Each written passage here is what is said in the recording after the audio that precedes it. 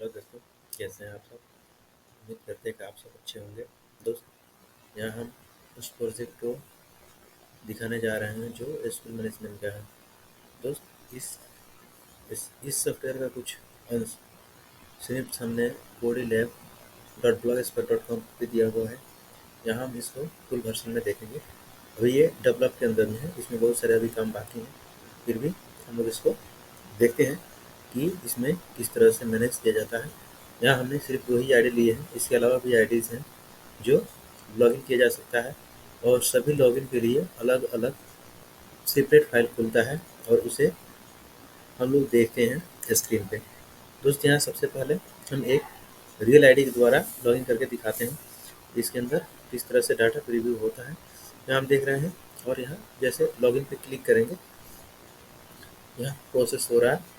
अगर हमारा दिया हुआ पासवर्ड और यूज़र नेम सही होगा तो ये खुलेगा। जैसे ये खुल गया ना, यहाँ पे पहले से हमारा आईडी और पासवर्ड सेव है, उसके द्वारा यहाँ खुल गया। ये स्कूल का डाटा यहाँ सब आ गया। यहाँ जो आया हुआ है एनालिसिस है स्कूल का, उसके पूरे डाटा को यहाँ शूट किया जा रहा है। किस तरह से कितना अर्निंग और किस तरह से बच्चे आते हैं उसका है। उसके आगे यहाँ और भी तरह तरह के ऑप्शंस दिए हुए हैं, लेकिन चूंकि ये रियल आईडी है इसलिए हम इसको लॉग आउट करते हैं और डेमो आईडी से देखते हैं और इसके फंक्शन को समझते हैं।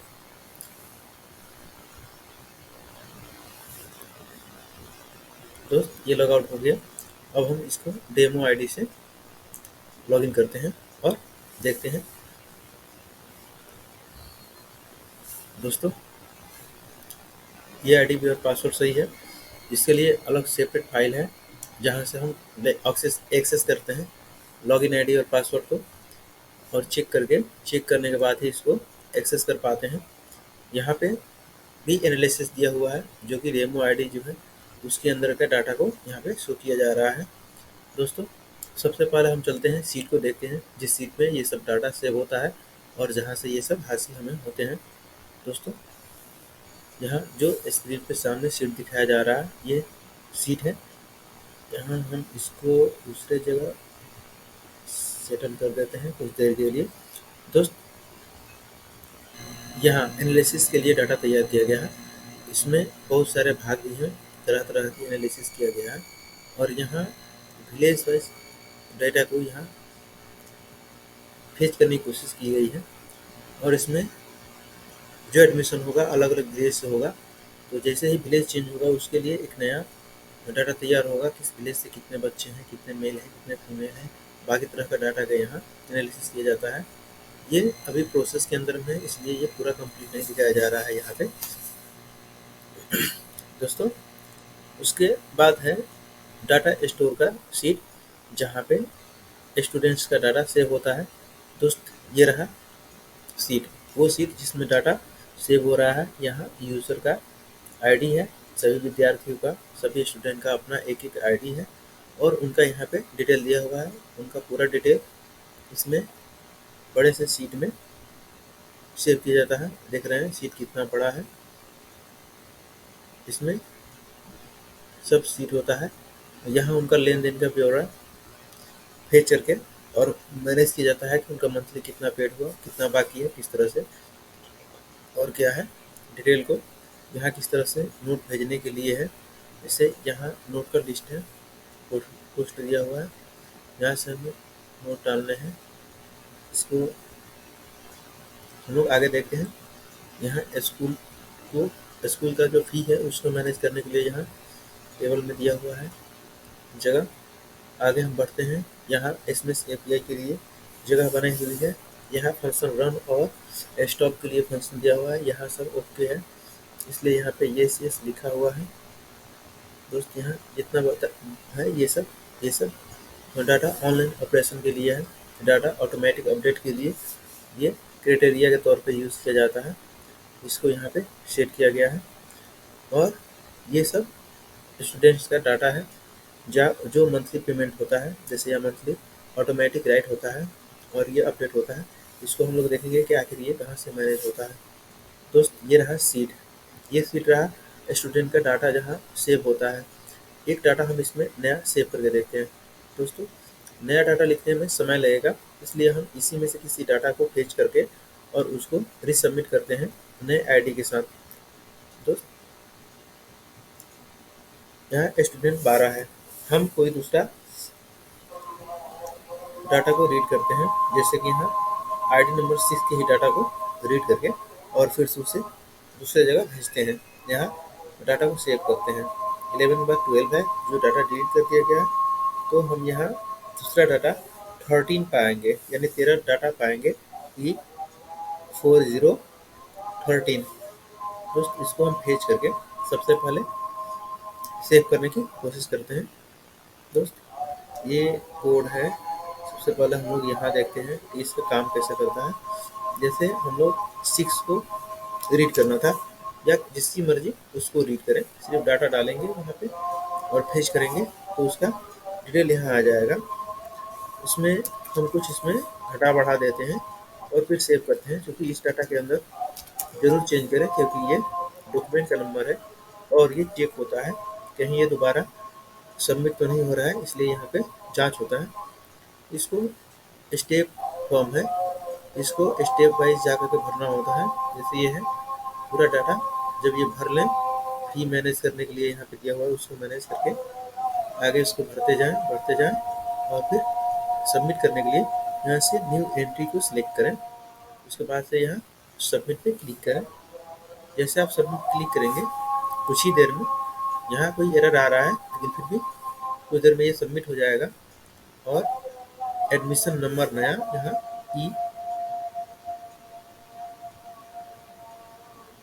E000013 आपको मिल गया। इस डाटा को आपने यहाँ देखा। अब हम देखते हैं सीट में ये डाटा सेव हुआ कि नहीं। दोस्तों, यहाँ एक डाटा सेव हो गया, सेम जो हम डाटा डाले थे उसी के डेटा से ये सेव हो गया और इस तरह से यहाँ डाटा क्रिएट हो जाता है और ये इसका फी और बाकी चीज़ मैनेज होता है। कुछ देर बाद, लगभग 10 मिनट के बाद फंक्शन रन करता है ऑटोमेटिक, जो कि इसके डाटा को यहाँ फी में लिख देगा। यहाँ एनुअल फी 0 लगा तो 0 लिखा है। यहाँ जो फी है दिसंबर का, सिस्टम रन करता है तो यहाँ ऑटोमेटिक उसका फी मैनेज होता रहता है। दोस्तों, ये रहा सीट और यहाँ से होता है मैनेज स्टूडेंट्स का। स्टूडेंट जितने भी हम लोग एडमिशन लेते हैं सब इसी डेटा में, एक डेटा के साथ, एक आईडी के साथ वो यहाँ पे सेव होता चला जाएगा। यहाँ सबका आईडी एक बनता जाता है, उसमें उसका डेटा सेव होता जाता है। जो वो पेमेंट लेन देन होता है उसका, वह यहाँ पे एक्सेस होता है। इससे आईडी 13 है। अब इसमें आईडी 13 कहीं भी नहीं है और ये इस साल का ये डाटा का पेमेंट है। जो पेमेंट जो किए हैं उनका डाटा है। हम लोग इसको पेमेंट टिक करके देखते हैं। इस डाटा को, ये जो 13 नंबर दिया हुआ है डाटा, सिर्फ हम लोग 13 डाल कर भी सर्च करेंगे तो डाटा में दे देगा, क्योंकि इसको फास्ट बनाया गया है ताकि जल्दी से काम किया जा सके। देखिए, इस डाटा का यहाँ जो हम डाले थे पूरा डिटेल आ गया। इसका एक भी पेमेंट नहीं है, कोई पेमेंट हिस्ट्री इसका नहीं है। जैसे 1500 है इसका, इसमें हम कुछ पेड करते हैं, इसका 500 रुपये पेड करते हैं, 100 रुपया डिस्काउंट करते हैं। अब इस हिसाब से इसका 900 रुपये बाकी रह जाएगा। जैसे हम इसको सबमिट करेंगे, यहाँ ऑटोमेटिक हिसाब करके आ जाएगा, इसमें भी हिसाब लिख देगा टोटल इस यूज़र का कितना बाकी रहा। जैसे यहाँ 900 रुपये बाकी रह गया, यहाँ उसका पेड टोटल पेड करना था 1500, पेड किया 500, उसको छूट दे दीजिएगा 100 रुपये का, तो इस हिसाब से उसका 900 रुपये और बाकी रहा। इस तरह का डिटेल इसमें सेव हो गया। और इसी तरह इसको हम जांच करते हैं कि सीट में सेव हुआ कि नहीं। तो दोस्तों, यहाँ देखिए पेमेंट आईडी 5 से, इसमें देखिए यहाँ पेमेंट आईडी 5 दिया हुआ, उस आईडी के साथ यहाँ पे पेमेंट आईडी 5 के साथ सेव हुआ। दोस्तों, यहाँ जो लिंक दिया हुआ है, यहाँ डेमो लिख रहा है, तो जो यूज़र इस पेमेंट को बनाता है, जो यूज़र इसको मैनेज कर रहा होता है, उसके लिए ये होता है। जो यूज़र इस पेमेंट को लेता है उसका यहाँ पे आईडी छप जाता है कि उस यूज़र ने लिया, ताकि कोई किसी दूसरे के आईडी या किस तरह से फ्रॉड ना कर सके। इसलिए यहाँ पे उसका आईडी के साथ टाइम, डेट और टाइम के साथ किस तरह से पेमेंट आया उसका, हम उसका आईडी यूज़र जो है 13 नंबर स्टूडेंट का, आईडी और उसका नाम, उसका क्लास और वो कितना पेमेंट करना था, कितना किया, कितना बाकी रहा, उसका डिटेल यहाँ छप गया है, जैसे कि आप लोग यहाँ भी देख रहे थे। यहाँ दूसरे तरीके से दिखाया गया है। उसी को इसी को फिर हम रीड करते हैं, एक बार देखते हैं कि फिर ये सब सेव है। अब 900 है, इसमें कुछ कुछ फिर पेमेंट करते हैं। 900 मानते हैं कि 100 रुपये ही इसको पेमेंट करते हैं, फिर पेमेंट इसको सेव करते हैं। 100 रुपया हमने पेड किए, 900 रुपये था पेड करना, 100 रुपये पेड किए, 800 रुपये बाकी रहे। यहाँ पेमेंट आईडी रहा, ये डेट रहा कब हम पेमेंट किए, ये टाइम रहा कितना बजे हमने पेमेंट किए, किस तरह से पेमेंट किए, और बाकी सब डिटेल यहाँ है। यहाँ नोट पे का फिल दिया हुआ है। फिर एक बार 100 रुपये पेमेंट करके देखते हैं। फिर इस आईडी पे 100 रुपये पेमेंट करते हैं और यहाँ कुछ नोट सेट करते हैं, जैसे हाई लिख देते हैं और इसको पेमेंट करते हैं। यहाँ नोट में हाई लिखा हुआ आएगा पूरे डिटेल के साथ। ये बनाया गया है कि अगर कोई आपको जानकारी सेव करनी हो पेमेंट के साथ तो यहाँ पे उसको सेव कर दें। अब यहाँ देखते हैं कि अगर कोई पेमेंट हो जिसमें हेरा फेरी करने हो, कुछ उसको बदलाव करने हो, गलत हो गया हो, तो उसको हम लोग कैसे करेंगे। तो उसके लिए यहाँ कर्नर पे एक कलम का निशान बनाया गया है, इस पर हम क्लिक करेंगे और यहाँ पेमेंट 6 में ही हम सुधार करना चाहते हैं तो पेमेंट 6 को सिलेक्ट करेंगे। उसका डाटा यहाँ 100 रुपया आ गया, पेड हुआ था जो, और 0 रुपये मार्जिन हो तो वो भी आ गया। कोई नोट नहीं था इसलिए इसमें नोट नहीं आया। उस तरह अगर हम 7 को सिलेक्ट करते हैं तो नोट था तो ये आ जाएगा, ये तो नहीं आएगा। ये 6 में हमें सुधार करने का, 6 को इसलिए किए इसमें हम कुछ सुधार कर देते हैं, जैसे हमने कुछ नोट लिख दिए या फिर पेमेंट में कोई सुधार कर दिए तो यहाँ से उसको करेंगे। लेकिन जब हम सुधार करेंगे तो एक चीज़ इसमें अंतर आ जाएगा, यहाँ पे डैश डैश का निशान आ जाएगा, क्योंकि इससे ये पता चलेगा कि इस पेमेंट के अंदर कुछ ना कुछ छेड़छाड़ की गई है और बाद में इसको सुधारा गया है गलती होने पे। जैसे ये तो सेव कर दिया लेकिन यहाँ पे डैश डैश मार दिया, इसलिए कि इसमें कुछ ना कुछ छेड़छाड़ किया गया था। इसको नोटिफाई करने के लिए इस तरह से किया गया है ताकि इसको रिकॉग्नाइज किया जा सके और पहचाना जा सके कि इस पेमेंट के साथ छेड़छाड़ हुआ कि नहीं। दोस्तों यहाँ एक और भी बात है कि जो यूजर यहाँ है डेमो, वही सिर्फ एडिट कर सकता है। जो यूजर एक्सेस इस पेमेंट को लेता है सिर्फ उसी को परमिशन है, तो वो इसके साथ बदलाव कर सकता है। अगर दूसरा कोई यूजर चाहे कि इसके अंदर कुछ बदलाव कर दें तो वो उसके बस की बात नहीं है, ये सॉफ्टवेयर उसको डिनाई कर देगा। जैसे हम ट्राई के लिए एक बार कोशिश करते हैं, जैसे यहाँ है 6 नंबर पेमेंट में यहाँ डेमो लिखा हुआ है, इसको मॉडिफाई कर देते हैं। यहाँ आईडी है, इसको चेंज कर दिए, इसके अंदर में टी जोड़ दिए और फिर इसको हम मॉडिफाई करने की कोशिश करेंगे, देखते हैं कि हमें क्या एरर देता है। दोस्तों जैसे आईडी नंबर 6 हमने सिलेक्ट किए, आईडी नंबर 6 है और इसमें 100 की जगह हमने 200 करके या कोई भी सेम भी अगर सबमिट करते हैं तो इसको सबमिट करते हैं तो यहाँ लिख करके आ जाएगा यू कैंट मेक चेंजेस, क्योंकि आपको परमिशन नहीं है इसमें चेंज करने के लिए, तो कोई चेंज नहीं हुआ और फिर से डाटा पुनः फेच करके आ गया। यानी यूजर जब तक इसमें चेंज नहीं कर सकता है जब तक कि वो सेम आईडी से ना हो। इस तरह से पेमेंट को सिक्योर करने के लिए किया गया है। दोस्तों हम लोग तो पेमेंट यहाँ देखें इस तरह से, जैसे आज पेमेंट हुआ, जैसे हमने ये तीनों पेमेंट आज किए, या फिर दूसरे आईडी को भी एक ले लेते हैं, क्लास 1 नंबर आईडी को ले लेते हैं, इसको फेच करते हैं, उसकी डिटेल को यहाँ देख रहे हैं हम। इसमें 21,300 है, 21,300 में 21,000 पेड कर देते हैं, 21,000 पेड कर देते हैं।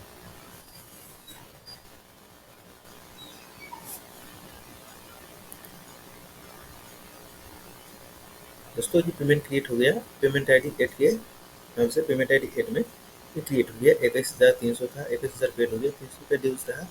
इस तरह से इसका डाटा आ गया। अब इसके अंदर हम क्या करते हैं कि इसको हम देखते हैं कि आज कितने लोग पेमेंट किए, तो पेमेंट हिस्ट्री में चले जाते हैं।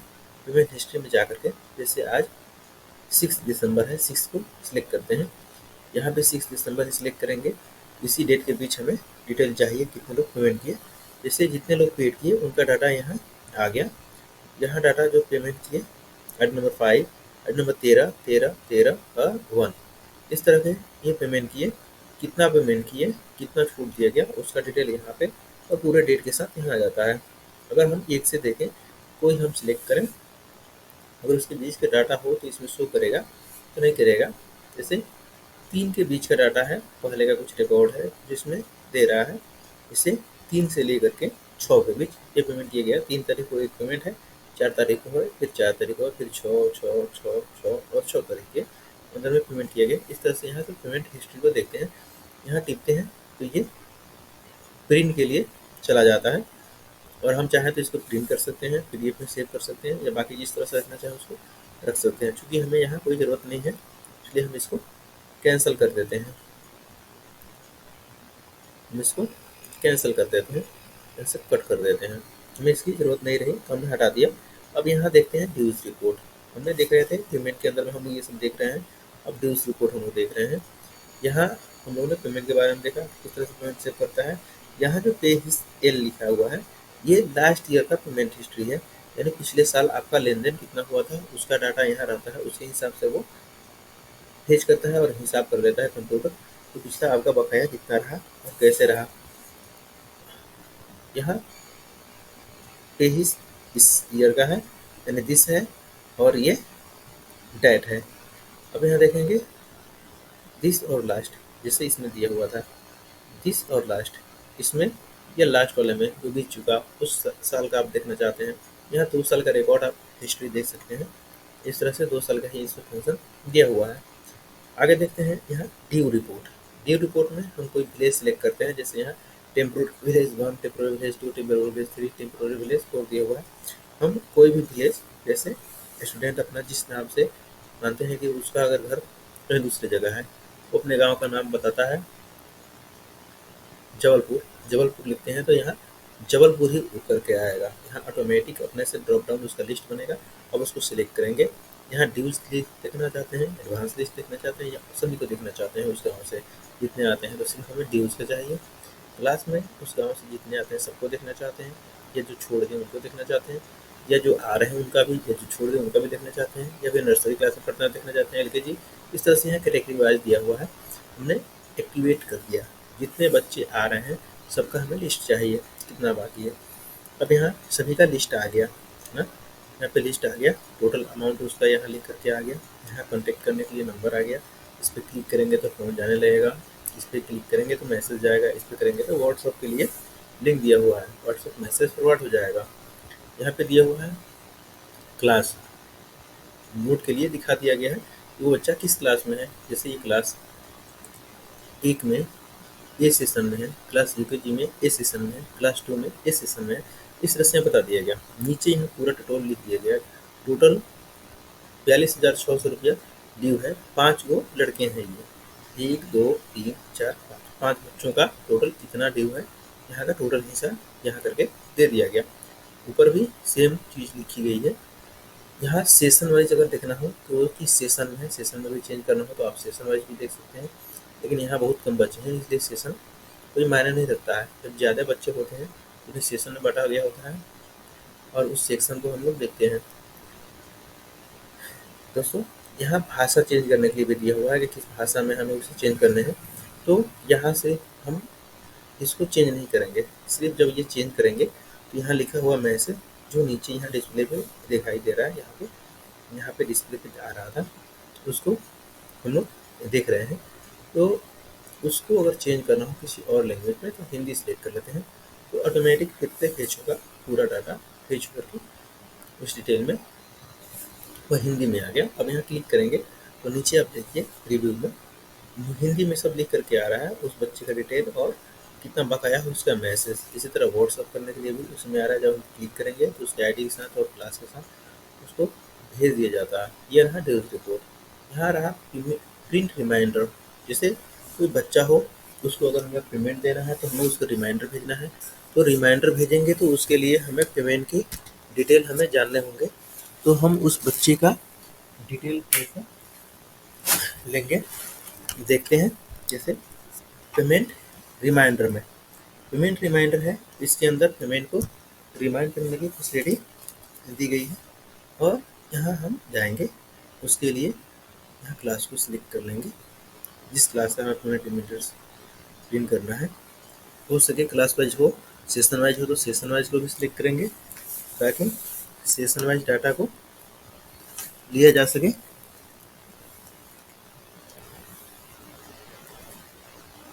दोस्तों इसमें 0 है रिकॉर्ड, इसलिए हम एलकेजी को सिलेक्ट करते हैं। कहीं उसमें हो बच्चे हों, इसमें मात्र 2 बच्चे का लिस्ट दिया हुआ है यहाँ पे, ID1 और ID2। तो उनका पेमेंट यहाँ डिटेल दिया हुआ है, आप लोग देख सकते हैं किस तरह से उनका पेमेंट डिटेल बना करके दिया हुआ है।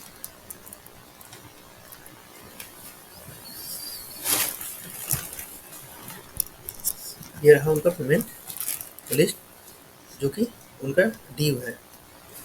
यहाँ डिटेल लिखा हुआ है किस तरह से उनका बकाया है। आगे जब बढ़ते हैं तो उससे आगे है पेमेंट सेटिंग। दोस्तों यहाँ पेमेंट सेटिंग के लिए दिया हुआ है तरह तरह के कैटेगरी के साथ, तो उसको पेमेंट में कैसे सुधार करने हैं, किस तरह से क्या करना है नहीं करना है। जैसे यहाँ है फी के अपडेट के लिए दिया हुआ है क्राइटेरिया, इसमें हम सिलेक्ट करेंगे क्या चेंज करना है। उसके बाद से यहाँ क्लास सिलेक्ट करेंगे किस क्लास में करना है। उसके बाद हो सके तो सेशन को भी सिलेक्ट करना है, अगर सब में करना है तो सबको। तो ABC जो दिया हुआ उसमें सिलेक्ट करेंगे और अमाउंट डालेंगे कि कितना अमाउंट के साथ उसको अपडेट करना है। और यहाँ जैसे अपडेट करेंगे तो वो मेड हो जाएगा। यहाँ हम देखते हैं थोड़ा देर के लिए वीडियो पॉज करते हैं। दोस्तों यहाँ पेमेंट के लिए दिया हुआ है कि क्या चीज़ अपडेट करना है, जैसे स्कूल फी अपडेट करना है। अब यहाँ हम देख लेते हैं इस क्लास में कितना का फी लग रहा है। जैसे यहाँ डाटा था, सभी बच्चों का डाटा दिया हुआ है। यहाँ प्रेजेंट स्टेटस दिखा रहा है कि इस क्लास में कितने बच्चे हैं। यहाँ पर बच्चों की क्लास इस क्लास 111, जैसे ऊपर वाला जो क्लास को हम ले लेते हैं वो LKG में है, हम उसके डाटा में देखते हैं किस तरह से बदलाव होता है वहाँ अपडेट के माध्यम से। जैसे यहाँ स्कूल फी है उनका 0 दिखाया गया है, तो उसमें पूरी चीज़ 100 रुपये दिखाया गया बोर्ड, उसको हम कैसे अपडेट करेंगे, उसको हम पेमेंट सेटिंग में चल कर देखते हैं। यहाँ से पेमेंट सेटिंग में आ गए, हम स्कूल फी को अपडेट करना चाहते हैं, क्लास LKG में अपडेट करना चाहते हैं, सभी सेशन के हों उनका अपडेट करना चाहते हैं। 400 रुपये हम कर देते हैं, वो 400 रुपये महीने देंगे। हम अपडेट के लिए क्लिक किए तो यहाँ वर्किंग आ रहा है, उस पर काम हो रहा है। जैसे काम खत्म होगा उसका रिस्पॉन्स आ गया तो हम उसमें उतना सेट कर दिया गया। हम डाटा में देखते हैं जैसे उतना सेट हुआ गया, तो यहाँ देखिए डाटा में सेट हो गया। ठीक है, इस तरह से जितने भी क्लास हैं उसमें इसमें क्राइटेरिया दिए हुए क्राइटेरिया के हिसाब से फिक्स कर दिए जाते हैं। उसी तरह ट्यूशन फी अपडेट करना हो, कंप्यूटर फी अपडेट करना हो, अदर फी अपडेट करना हो या एनुअल फी को अपडेट करना हो तो हम लोग यहाँ से आसानी से कर सकते हैं। दोस्तों यहाँ है ट्रांसपोर्ट फी, चूँकि विलेज वाइज ट्रांसपोर्ट चार्ज होता है, जिस गांव का जितना चार्ज होता है सबका अलग अलग अपडेट करना होगा, वो क्लास वाइज नहीं होता, इसलिए यहाँ उसको अलग से दिया हुआ है। यहाँ पे ट्रांसपोर्ट फी को अपडेट करने के लिए जब हम इस पर क्लिक करेंगे विलेज पे, तो हम विलेज का नाम आएगा। जैसे यहाँ टेम्पोरी में विलेज का दिया हुआ है, चूँकि हम लोग डेमो देख रहे हैं, डेमो के अंदर इस तरह से डाटा दिखाया गया है, इसलिए टी विलेज मानते हैं कि विलेज 2 इस गाँव से जितने भी बच्चे आते हैं जो गाड़ी से आते हैं उनका क्या फी रहे, तो मान लेते हैं गाड़ी का चार्ज वहाँ 500 रुपया है, तो उसको अपडेट करेंगे। तो विलेज 2 से जितने भी गाँव से आते हैं विलेज 2 से उनका सबका गाड़ी किराया 500 हो जाएगा। जैसे यहाँ है इसको ट्रांसपोर्ट में यहाँ 500 500 500 विलेज 2 से आते हैं 500 500 500 और 100 है ना। अब इनका अगर अपडेट करना हो अलग डालना हो, जैसे क्लास 1 में जो आते हो उनका 800 रुपये, विलेज 1 में आते हैं उनका 800 रुपये चार्ज करना है, तो हमने 800 रुपये फिल करके अपडेट किया। अब यहाँ देखते हैं तो उनका 800 रुपये यहाँ अपडेट हो गया। तो जिस विलेज से जो आते होंगे उस विलेज के हिसाब से सिलेक्ट करके उनका पेमेंट जब अपडेट करने के लिए रिक्वेस्ट करेंगे तो उस विलेज का जो चार्ज होगा गाड़ी का वो उसमें ट्रांसपोर्ट चार्ज में अगर सेट हो जाएगा।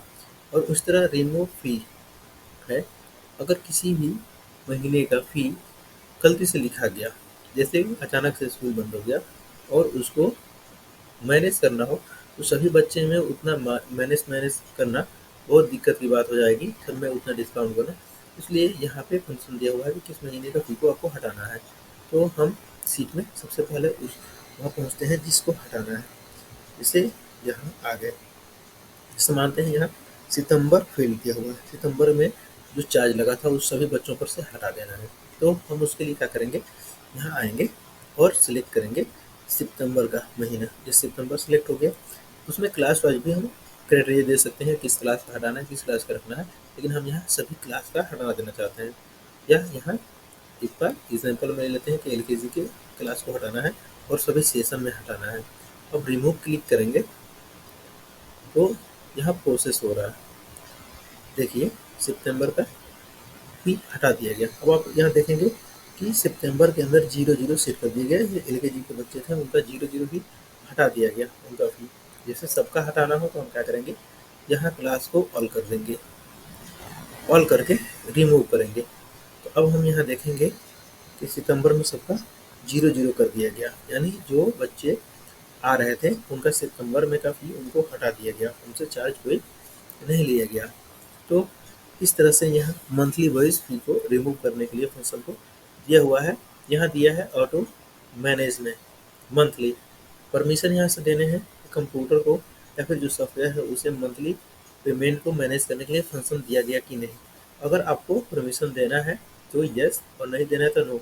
आप चाहें तो कुछ देर सॉफ्टवेयर को रोक भी सकते हैं काम करने से, लेकिन अच्छा ये रहेगा कि इसको एक्टिव रखा जाए, यस में रखा जाए। अब इस पर जैसे क्लिक करते हैं, ये यस पोजीशन है, ये नो पोजीशन में चला जाएगा। यहाँ सर्विस डिसेबल, अब सर्विस को डिसेबल कर दिया गया। अब ये मंथली को मैनेज नहीं करेगा, लेकिन अगर फिर एक बार क्लिक करें इस पर, फिर एक बार क्लिक करें तो ये प्रोसेस हो रहा है, ये ऑन हो गया। अब ये सर्विस इनेबल्ड हो गया। इस तरह ईयरली फी यानी साल भर के अंदर बच्चे का कितना ड्यू रहा या कितना एडवांस रहा उसको मैनेज करने के लिए परमिशन मांग रहा। तो यहाँ हम लोग परमिशन येस कर दिए हैं, और इसको हटाना हो तो नो करेंगे, तो नो हो गया। तो ये सब सेटिंग यहाँ पे येस नो में जाकर सेट हो रहा है, और यहीं पे उसको फंक्शन में सेट किया गया, क्योंकि ये सिंगल लाइन फंक्शन के लिए ही रिजर्व है। अब यहाँ हम यस कर देते हैं, क्योंकि साल का भी मैनेज रखे, टोटल बच्चे का जितना हिसाब है उस सबको अब यहाँ से मैनेज करने की फैसिलिटी दी गई है। यहाँ दिया गया है ड्यूज, सेंड ड्यूज, जो ड्यूज का रिमाइंडर है उसको भेजना है बच्चों को मैसेज में, तो येस। अगर ना भेजना हो तो नो कर देंगे। ईमेल में भेजना है तो येस, नहीं भेजना है तो नो कर देने हैं। इसमें भेजना है तो नया एडमिशन हो तो इसमें भेजना है कि नहीं तो नो, अगर भेजना है तो क्लिक कर देंगे। तो कुछ देर में रिस्पॉन्स येस में सेट हो जाएगा और कंप्यूटर उसको भेजने लगेगा। जैसे अब कोई भी नया एडमिशन होगा तो उसको भेजेगा। या ईमेल भेजना है तो नो, इसको येस में चेंज कर देते हैं कि हाँ ईमेल भी भेजने हैं।